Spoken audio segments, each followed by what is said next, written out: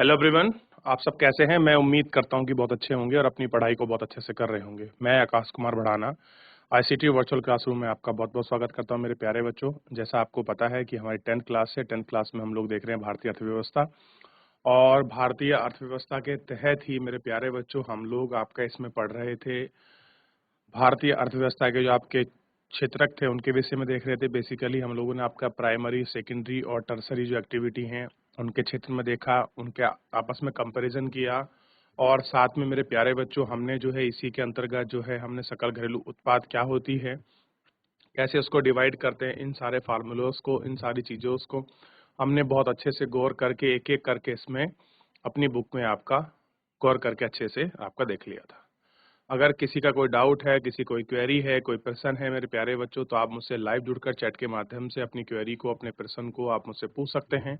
कोई भी स्कूल का कोई भी बच्चा, अगर किसी कोई डाउट है, कोई क्वेरी है तो ठीक, नहीं तो हम चलते हैं सीधा डिजिटल बोर्ड की तरफ।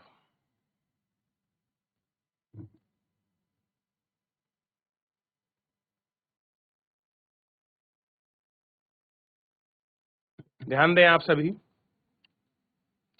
तो इतना हम लोग कल इसमें आपका देख चुके थे। आप पीछे के पोर्शन में आप अगर रिवीजन करना चाहें तो आप रिवीजन कर सकते हैं और गौर करके देख सकते हैं कि क्या क्या चीजें थी और किस प्रकार से हमने इन सारी चीजों को बहुत अच्छे से गौर करके आपका पढ़ लिया था मेरे प्यारे बच्चों। ठीक, चलिए, तो यहाँ तक किसी को डाउट, कोई क्वेरी, कोई प्रश्न मेरे प्यारे बच्चों? आगे बढ़ जाएं। गौर करके देखिए आप सभी और विचार करिए।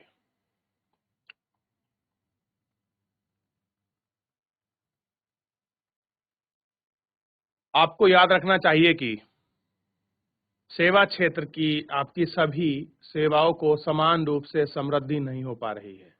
भारत में सेवा क्षेत्र इकाई कई तरह के लोगों को नियोजित करता है। एक और जिन सेवाओं की आपकी संख्या कैसी है, आपका सीमित है, कैसी है, जो आपका नियोजित है, वो जो उनकी सर्विस है वो कैसी है, नियोजित है, जिनमें अत्यंत कुशल और शिक्षित आपका श्रमिकों को रोजगार मिलता है। कह रहे एक ऐसे लोग हैं जो आपका शिक्षित हैं और वो बड़े शिक्षित लोग हैं जिनमें क्या मिलता है उन्हें, आपका एक कुशल जो आपका रोजगार है वो उनको प्राप्त होता है।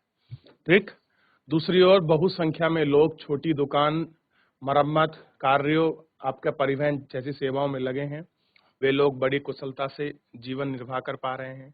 इन सेवाओं में इसलिए लोग लगे हैं क्योंकि उनके पास कोई अन्य वैकल्पिक अवसर नहीं है। इस कारण आपका सेवा क्षेत्र केवल कुछ भाग का ही महत्व क्या है, आपका बढ़ गया है। कुछ ही क्षेत्र ऐसा है जिसका क्या बढ़ गया है, सर्विस सेक्टर में भाग बढ़ गया है। इस कारण से सेवा क्षेत्र केवल कुछ महत्व नहीं बढ़ पाया। इन कारणों के अलावा कुछ अन्य खंड भी हैं जिन्हें आप क्या करेंगे, विस्तार से पढ़ेंगे। यानी कि कुछ ऐसे पहलू और खंड हैं जिनको आप विस्तार से देखेंगे और विस्तार से आप इनको पढ़ेंगे और विस्तार से आप इन पर बात भी करेंगे। अधिकांश लोग कहाँ पर नियोजित हैं, और कह रहे हैं जो अधिकांश लोग हैं वो कहाँ पर नियोजित हैं। सकल घरेलू उत्पाद में 3 क्षेत्रों की प्रतिशत हिस्सेदारी प्रस्तुत करता है। आप 40 वर्षों के क्षेत्र को बदलते महत्व को आप प्रत्यक्ष आपका देख सकते हैं। क्या कर सकते हैं, प्रत्यक्ष आपका देख सकते हैं। देख लिया इतना आपने, आगे बढ़े। कह रहे हैं कि भारत के संदर्भ में उल्लेखनीय तथ्य है, सकल घरेलू उत्पाद 3 क्षेत्रों की हिस्सेदारी में परिवर्तन हुआ है, फिर भी रोजगार का एक परिवर्तन नहीं हुआ है। वर्ष 1973-78 में, 2017-18, 2003 में आपका 3 क्षेत्रों का जो रोजगार है उनमें हिस्सेदारी कैसी है, आपकी बढ़ गई है। कैसी हो गई है, उन क्षेत्र में आपकी जो हिस्सेदारी है वो आपकी बढ़ गई है। तो ये हिस्सेदारी को भी आपको गौर करके और बहुत ध्यान से आपको देखना है। ठीक, आगे देखिए, ये रोजगार के आपके सेक्टर हैं कि कहाँ पर प्राइमरी और टर्सरी में कितना कितना आपका डेवलपमेंट और ग्रोथ हो रही है। आप इसको बहुत अच्छे से, बहुत सुस्पष्ट तरीके से बात कर पाएंगे। क्लियर है बच्चों? चलिए, ध्यान दीजिए आप, प्राथमिक क्षेत्र से रोजगार का ऐसा ही क्षेत्र स्थानांतरण क्यों हो रहा है? कैसा क्या कारण है कि जो आपका प्राइमरी आपका सेक्टर है, वो आपका ट्रांसफर क्यों नहीं हो रहा है? और क्या कारण है इसके? इन सभी कारणों पर हम लोग बात करेंगे कि आपका द्वितीय और तृतीय क्षेत्र में रोजगार के पर्याप्त आपका अवसरों का सर्जन नहीं हो पाया है। इसलिए अवधि में वस्तु और औद्योगिक उत्पादन में 3 गुने से ज़्यादा वृद्धि नहीं हो पाई है। क्या नहीं हो पाई है? 3 गुने से ज़्यादा आपकी वृद्धि नहीं हो पाई है। ठीक? इनको हमें गौर करके आपका विचार करके देखना है। देख लिया आप लोगों ने? चलिए, सामने ध्यान दीजिए बच्चों। ध्यान दें सामने बस सभी बच्चे। परंतु औद्योगिक रोजगार का में लगभग 3 गुना वृद्धि हो गई है। तृतीय क्षेत्र में यह बात भी लागू होती है कि आपका सेवा क्षेत्र में उत्पादन में 14 गुना वृद्धि हुई, परंतु रोजगार में 5 गुना से कम वृद्धि है। कैसा है? रोजगार में 5 गुना से कम वृद्धि हुई है। आपका परिमाणतः देश के आधे से अधिक श्रमिक आपका प्राथमिक क्षेत्र, आपका मुख्यतः कृषि क्षेत्र में काम कर रहे मजदूर, जिसका सकल घरेलू उत्पाद में योगदान लगभग 1/6 भाग है की तुलना में द्वितीयक और तृतीयक क्षेत्र में सकल घरेलू उत्पाद में बाकी हिस्सा है। ये क्षेत्र कम लोगों का आपका रोजगार प्रदान करते हैं, क्योंकि अर्थ है कि आपका कृषि में लगे श्रमिक अपनी क्षमता से कम उत्पादन कर रहे हैं। क्या कर रहे हैं? जो आप कृषि में लगे श्रमिक हैं, वो अपनी क्षमता से क्या कर रहे हैं? कम उत्पादन कर रहे हैं। इसका अर्थ यह भी है कि कृषि में आवश्यकता से अधिक लोग लगे हुए हैं। अतः यदि आप कुछ लोगों को कृषि से हटा देंगे तो आप यह भी उत्पादन प्रभावित नहीं होगा। दूसरे शब्दों में कृषि क्षेत्र के वहाँ श्रमिकों पर अल्प बेरोजगारी है। कह रहे जो आपको कृषि के क्षेत्र हैं उनमें क्या है? अल्प बेरोजगारी बनी हुई है। यानी कि एग्रीकल्चर में अगर आज पूछें कि किस प्रकार की बेरोजगारी है, तो आपको पता होना चाहिए अल्प प्रकार की बेरोजगारी है।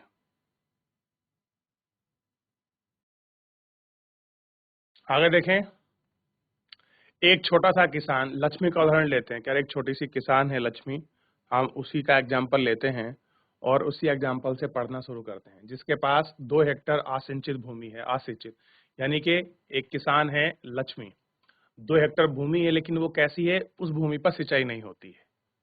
क्या है? उस भूमि पर आपका सिंचाई नहीं होती है, जो आपका सिंचाई के लिए केवल वर्षा पर निर्भर है। ठीक? और ज्वार और आहर जैसी फसलें उगाई जाती हैं, जिसके परिवार के सभी 5 सदस्य उसी भूमि पर वर्ष भर काम करते हैं, क्योंकि उन्हें कहीं और अधिक रोजगार उपलब्ध नहीं है। आप देखेंगे कि प्रत्येक व्यक्ति काम कर रहा है, कई बेकार नहीं है, परंतु वास्तव में उनका श्रम प्रयास विभाजित है। प्रत्येक व्यक्ति कुछ काम कर रहा है, परंतु किसी को भी पूर्ण रोजगार प्राप्त नहीं है। यह अल्प बेरोजगार की स्थिति है, जहां लोग प्रत्यक्ष रूप से काम कर रहे हैं, लेकिन आपका सभी अपनी क्षमताओं से कम काम कर रहे हैं। इसी प्रकार अल्प बेरोजगारी को आपको हम आपका छिपी हुई बेरोजगारी भी कहते हैं, क्योंकि यह जानना उन लोगों की बेरोजगारी के पास कोई और रोजगार नहीं है और बेकार बैठे हैं से अलग हैं को क्या कहते हैं? खुली बेरोजगारी बैठे हैं, कुछ काम नहीं है और ऐसे ही बैठे हैं, तो हम उनको क्या कहेंगे कि वो आपका खुली बेरोजगारी है। कैसी है? खुली बेरोजगारी है। मान लें कि अब एक भूस्वामी सुखराम आता है और अपनी जमीन पर काम करने के लिए लक्ष्मी के परिवार को 2 सदस्यों को भाड़े पर यानी कि किराए पर मजदूरी पर ले जाता है। अब लक्ष्मी के पास मजदूरी के द्वारा कुछ अतिरिक्त आय होती है, क्योंकि आपको छोटे से भूखंड पर काम करने के लिए 5 लोगों की जरूरत नहीं है। अतः 2 लोगों को आपके चलने के लिए कृषि उत्पादन आपका प्रभावित नहीं होता है। उदाहरण के लिए 2 समुदाय किसी कारखाने में भी काम करने के लिए किया जा सकते हैं, फिर भी परिवार की कमाई में वृद्धि हो, लोगों पर अपना भूस्वामी पहले जैसा उत्पादन करने वाला हो। भारत में लक्ष्मी की तरह लाखों किसान हैं। इसका अर्थ है कि यदि हम कुछ लोगों को वहाँ कृषि क्षेत्र से हटा दें, तो कहीं सुनिश्चित रोजगार उपलब्ध करा सकेंगे, तो कहीं आपका कृषि पर उत्पादन पर बुरा प्रभाव पड़ेगा। कोई रोजगार नहीं होंगे, आय के परिवार जुड़े होने के बाद ये भी उनमें आपकी वृद्धि होगी। ठीक, देख रहे हैं आप, इतना आप देख चुके हैं और इतना आप इसमें बात भी कर चुके हैं। ठीक, ये आपको देखना है। आगे बढ़िए और इसमें गौर करके देखिए। ठीक, जो बच्चे क्लास में खड़े बैठ जाएं। अल्प बेरोजगार क्षेत्र दूसरों क्षेत्रों को भी हो सकते हैं, यानी कि ऐसा नहीं है कि जो अल्प बेरोजगारी है केवल एग्रीकल्चर में होगी, दूसरे सेक्टर भी ऐसे हैं जहां पर ये बेरोजगारी हो सकती है। क्लियर है मेरे प्यारे बच्चों? तो आपको इन सब क्षेत्रों पर ध्यान देना है। क्लियर है? चलिए, तो एक बार यहाँ क्षेत्र पे तो हम बढ़ेंगे। सबसे पहले इसमें हमने बात करी कुछ अल्प आपका बेरोजगारी की।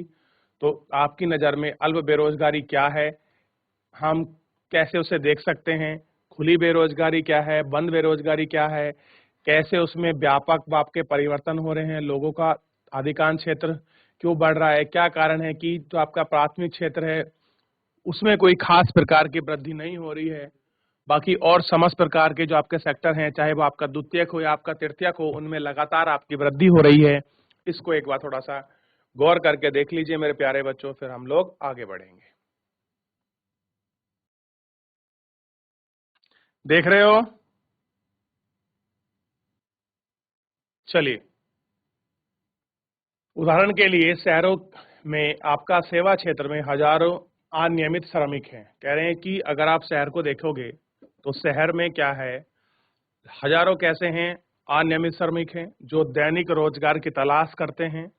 वे आपके प्लम्बर हैं, पेंटर हैं, मददगार कार्य करने वाले जैसे रोजगार करते हैं।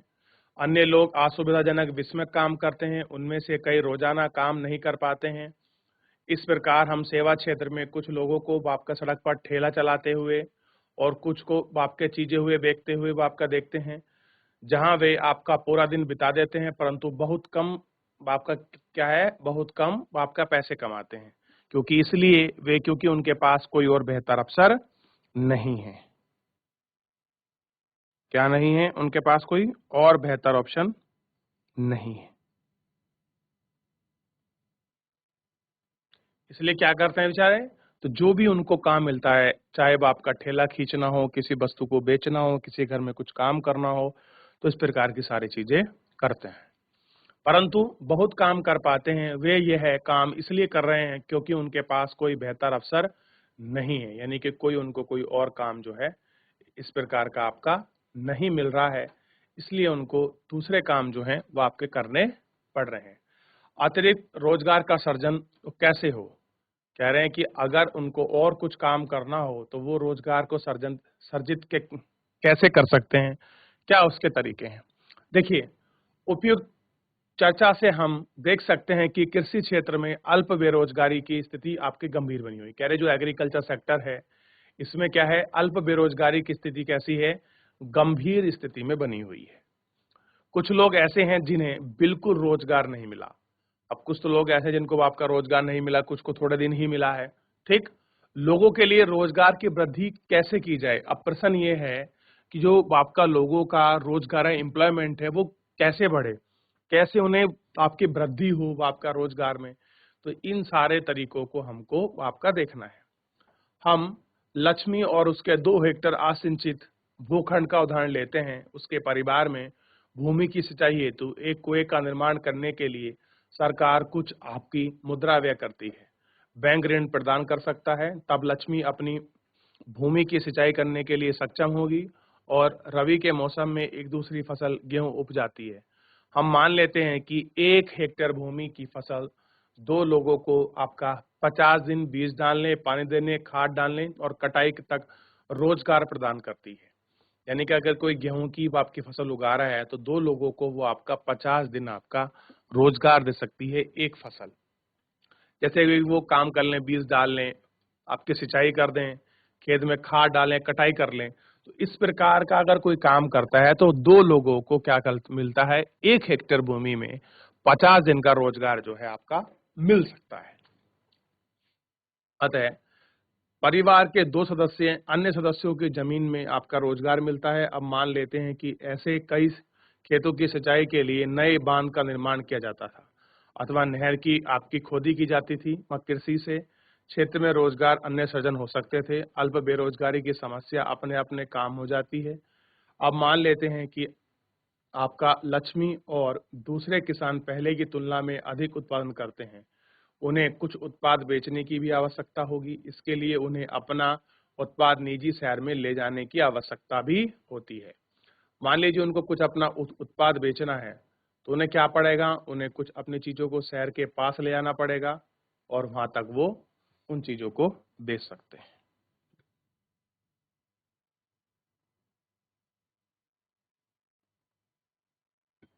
देख ले एक बार,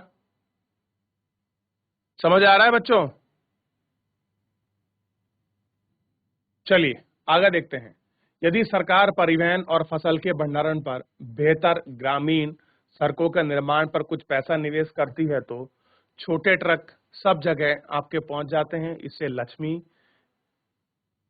जैसे अनेक किसान जिन्हें अपनी पानी की सुविधा उपलब्ध है, फसल की उपज और विक्रय कर सकते हैं। इसलिए कार्य से केवल किसानों को उत्पादक रोजगार उपलब्ध नहीं हो सकता, बल्कि परिवहन, व्यापार जैसी सेवाएं में लगे लोगों को भी रोजगार प्रदान होता है। यानी कि अगर लक्ष्मी जैसे किसान की फसल उत्पादन होगा तो उससे क्या होगा, चाहे कोई व्यक्ति आपका ट्रांसपोर्ट में लगा हो, चाहे कोई आपका ट्रेड में लगा हो, चाहे कोई आपका सर्विस में लगा हो, यानी कि एक जगह मात्र आपका प्रोडक्शन होने से और बहुत सारे सेक्टर ऐसे हैं जिन्हें आपका काम करने का यानी कि रोजगार का मौका मिलता है। तो इसलिए हम कह सकते हैं कि अगर प्राथमिक क्षेत्र आपका डेवलप होगा तो सेकेंडरी और टर्सरी क्षेत्र में निश्चिंत ही क्या आएगी, वृद्धि हमको देखने के लिए मिलेगी। इसीलिए हम कह सकते हैं कि अगर लक्ष्मी जैसे किसान की फसल अच्छी होगी तो और लोगों को भी काम की आपका जो है काम है वो भी आपका निरंतर रूप में उनको मिलेगा। लक्ष्मी की जरूरत केवल पानी तक सीमित नहीं थी। हम ये नहीं कह सकते जो आपका लक्ष्मी है उसे केवल आपका पानी ही चाहिए था, नहीं, ऐसा नहीं था। लक्ष्मी की जरूरतें कुछ और भी थी, ठीक, यानी कि केवल पानी तक ही वो आपका सीमित नहीं थी। खेती करने के लिए बीजों, उर्वरकों, आपका कृषिगत उपकरणों और पानी निकालने के लिए पंप सेटों की जरूरत भी होती है।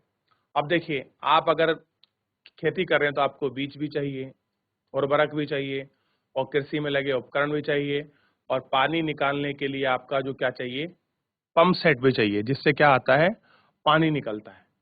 एक निर्धन किसान होने के कारण वह सभी चीजों पर खर्च नहीं कर सकती, इसलिए साहूकारों से पैसा उधार लेना होगा और उच्च ब्याज दर को पर वापस आपका करना होगा। यदि स्थानीय बैंक उच्च ब्याज दर पर उसे साख प्रदान करते हैं तो वह सभी चीजों को उचित समय पर खरीदने और अपनी भूमि पर खेती करने के लिए सक्षम होगा। तात्पर्य यह है कि पानी के साथ साथ कृषि में सुधार के लिए किसानों को सस्ते साख पर भी ऋण प्रदान की जरूरत है। अध्याय 4 में आप मुद्रा और साख में कुछ ऐसे संकेत का अध्ययन जो है कर सकते हैं। हम एक अन्य तरीके से इस समस्या का समाधान आपका कर सकते हैं।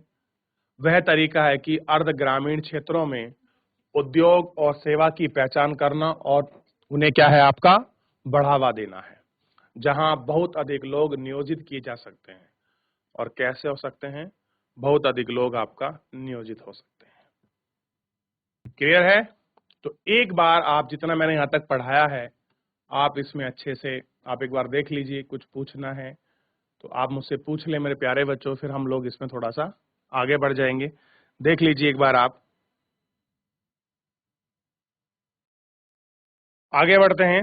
उदाहरण के लिए मान लेते हैं कि अनेक किसान आहर मटर यानी कि जो आपके दलहन फसलों की उपजाने का निर्णय लेते हैं। इनकी वसूली और प्रसंस्करण यानी कि कैसे इनको करा जाए और क्या इनकी आपका प्रोसेसिंग के लिए शहरों में विक्रय करने के लिए दल मिल की स्थापना ऐसे उदाहरण हैं। शीत भंडारों गिरोह के खुलने से किसानों को एक अवसर मिलेगा कि वे अपने आलू और प्याज जैसे उत्पाद का भंडारण कर सकें, अच्छी कीमत मिलने पर बेच सकें।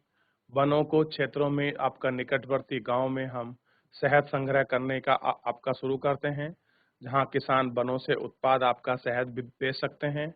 सब्जी और आपका कृषिगत उत्पाद जैसे आलू, शकरकंद, चावल, गेहूं, मटर इत्यादि फसल है जिसके बाहरी बाजारों में बेचा जा सकता है के लिए प्रसंस्करण उद्योग की स्थापना की जाती है। यह अर्ध ग्रामीण क्षेत्रों में स्थित आपका रोजगार प्रदान करता है। क्या करता है? अर्ध क्षेत्रों में आपका रोजगार प्रदान करता है। क्या आप जानते हैं कि भारत में 60% जनसंख्या 5 से 29 वर्ष की है।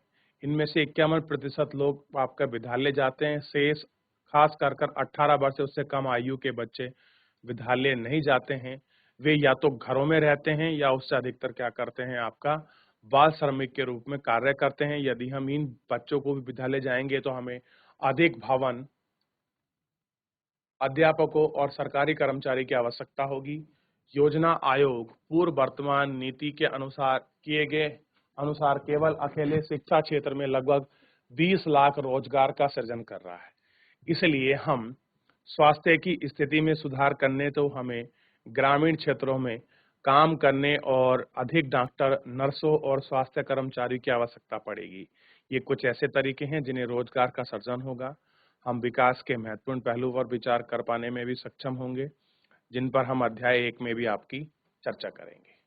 ठीक, प्रत्येक आपके राज्य प्रदेश में वहाँ के निवासियों की आय और उनके रोजगार की वृद्धि करने की संभावना होती है। यह पर्यटन, क्षेत्रीय शिल्प उद्योग, सूचना प्रौद्योगिकी जैसे नवीन आपकी सूचनाओं के माध्यम से होता है। इसमें से कुछ के लिए सुनिश्चित योजना एवं सरकारी सहायता की आवश्यकता होती है। एग्जाम्पल के लिए योजना आयोग के अध्ययन के अनुसार पर्यटन क्षेत्र में सुधार होता है तो हम प्रति वर्ष 3.5 लाख से अधिक लोगों को अतिरिक्त रोजगार आपका प्रदान कर सकते हैं।